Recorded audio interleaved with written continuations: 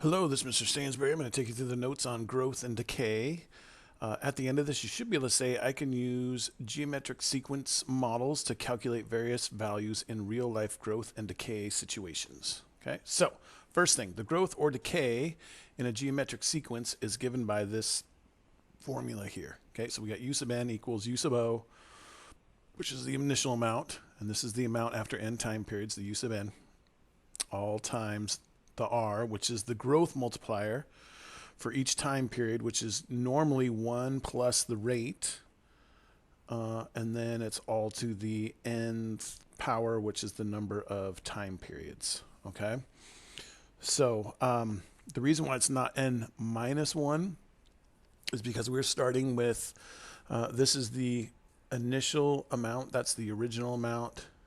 I shouldn't even just. And then this is the rate that it's growing by, and then this is the number of growth periods there have been. So, like, let's say if you start with 500 of something and it's growing by 6%, you would multiply that. Like, if you want to know what the original amount is, you'd put 0 in for n. So the like the original term is u sub 0.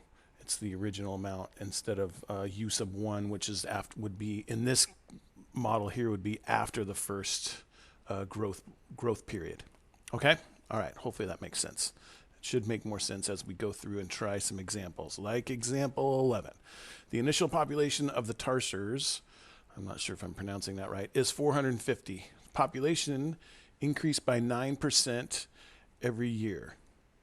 Okay, so first thing we're going to find out is how many tarsers were present after 10 years. So in order to do that, we got to figure out what our general form here is, right? So we've got u sub n is u sub o, and that's the original initial population, so that's 450, all times our growth rate to the n number of years. So we just got to figure out what our growth rate is. So it's increasing by 9% every year. So what we want to do is we want to write that as a decimal. So it'll be 1 plus 0.09, right?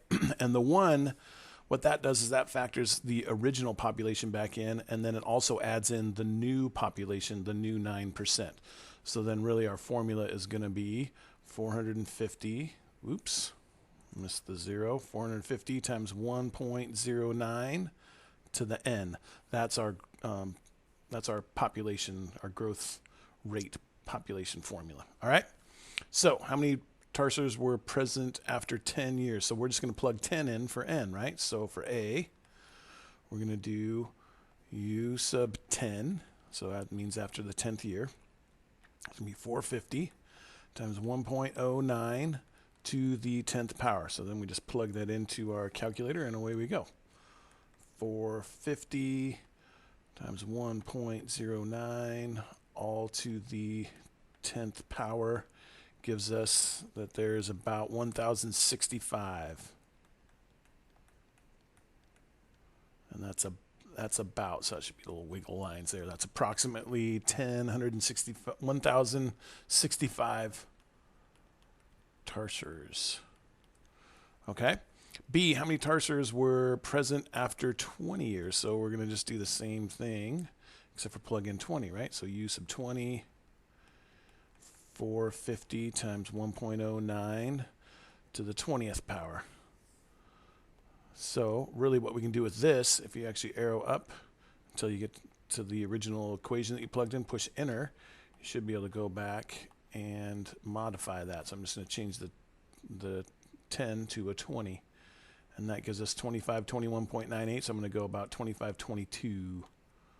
So u sub 20, 2522 tarsers. Okay, so that's, oops, gosh, I missed that terribly. There we go, close enough. And then part C, how long will it take for the population to reach 6,000 or more? So that's where we're going to want to put 6,000 in for the u sub n right here, right? So we're going to say, oops, not 2,000, but 6,000. When does that equal 450 times 1.09 to the n. So we want to get n by itself. We got to divide both sides by 450 first. We got 1.09. We don't even need that, to the n equals, and let's do this. So we got 6,000 divided by 450. That's 13.33. Repeating, right? And then again, our variable is in the exponent. So this is where we want to do logs.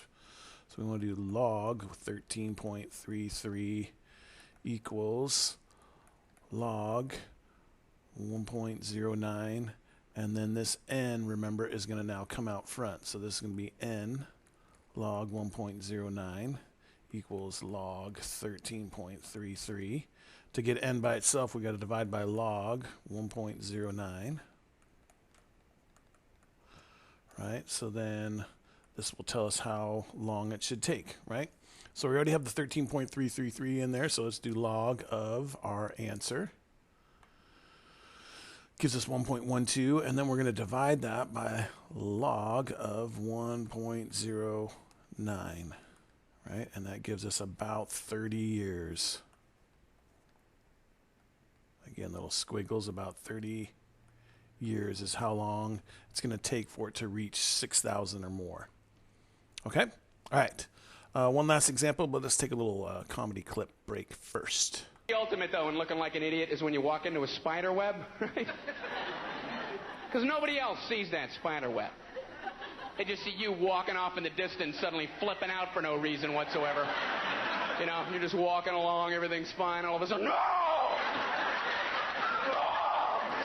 Did you see that guy? Yeah, he just snapped. He was walking along, he just went nuts near that tree. Look, he's still doing it.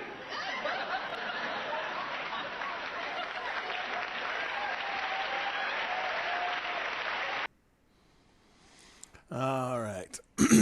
Our last example here.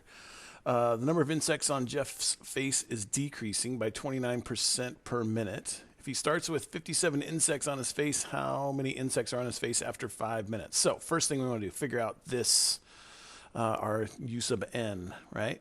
So our general term formula, u sub n equals, he started with 57 insects, and the rate is he's going down by 29%. So what we want to do with that is take 100% minus 29%, and guess what we get? We get 71% is the growth rate. So our decimals being there, that means that this R here is going to be 0.71. Anything less than 1, if you'll remember, means that it's decreasing instead of increasing, all to the n. So there's our formula. Okay, so after 5 minutes, so what we'd want to do is just plug 5 in for n here, right? So we got u sub 5, it means after the 5th term, or after 5 minutes, we get 57 times 0.71 to the 5th power. So let's set that up. Let's see, 57 times 0.71, all to the 5th power. There we go. 10.28. So about, it's going to be about 10 bugs. So again, not equals, but pretty close to. It's going to be pretty close to 10 bugs after 5 minutes. And then part B says how long until he has no bugs on his face. So really we want to know, since we're rounding, let's go, we want to know when it's going to be less than 0.5, right? Because then we would round that down to no bugs. So equals 57 times 0.71 to the t, right? So divide both sides by 57, and we get 0.71 t equals whatever this is. So 0.5 divided by 57 gives us some small weird decimal answer, 0.00877, right? And then again, since our variable is our exponent, we want to do log of both sides. So we do log 0.00877 equals log 0.71, And then this t, remember, comes out to the front.